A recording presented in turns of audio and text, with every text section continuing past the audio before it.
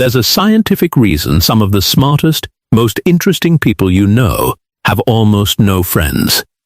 And it's not because something is wrong with them. It's because something is right. Scientists have spent decades studying people who prefer solitude over social crowds. And what they found flips everything you've been told about friendship on its head. Having fewer friends isn't a weakness. In many cases, it's a signal of rare psychological traits most people simply don't have. Stick around, because trait number 7 might describe you perfectly. And trait number 9 is the one almost nobody sees coming. Let's start with trait 1. Deep thinkers avoid shallow talk. People with few friends often can't stand small talk. Weather, gossip, sports scores. Their brains crave meaning, not noise. Studies show highly intelligent people report lower life satisfaction when they socialize frequently with large groups.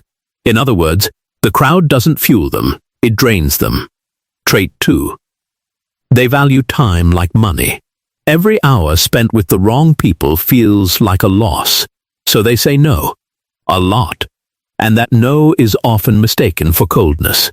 But it's actually self-protection. Here's where it gets interesting. Trait 3. They form intense, not wide, connections. Instead of 50 acquaintances, they'd rather have one person who truly understands them. Psychologists call this selective bonding, and it's linked to higher emotional intelligence. But if that's true, why do so many people with this trait feel lonely? That question has a surprising answer, and we'll get to it in a moment. Trait 4. They're comfortable with silence. Most people fill silence with noise because it feels uncomfortable. Not these individuals. Silence, to them, is peace. Research from the University of Essex found people who enjoy solitude often have stronger self-awareness than those who constantly seek company. Trait 5. They read people instantly. Years of observing from the outside sharpens something rare, the ability to sense dishonesty in seconds. It's almost unsettling how accurate they are. Trait 6. They think differently.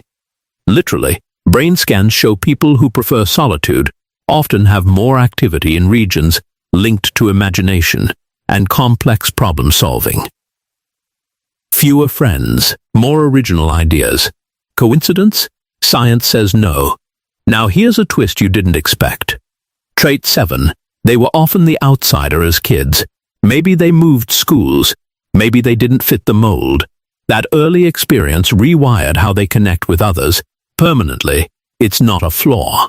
It's the origin of everything that makes them different now. Trait 8. They choose depth over comfort. They'd rather have one uncomfortable, honest conversation than 100 pleasant, empty ones. This is why they struggle in groups that reward surface-level agreement. And now, trait 9, the one almost nobody expects. People with very few friends often have an unusually strong internal moral compass. They don't follow the crowd just to belong. If something feels wrong, they walk away, even if it costs them relationships. Psychologists call this principled independence, and it's one of the rarest traits measured in modern personality research. So here's the twist. What looks like isolation from the outside is often something else entirely on the inside. Clarity. These people didn't fail at friendship. They simply refused to fake it. And that brings us back to the question we asked earlier. Why do people with all these strengths still feel lonely sometimes? Because society tells us worth is measured in numbers. Friend counts, followers, group photos. But depth was never meant to be counted. It was meant to be felt. Maybe the real tragedy isn't having few friends. Maybe it's spending your whole life surrounded by people, yet still feeling invisible.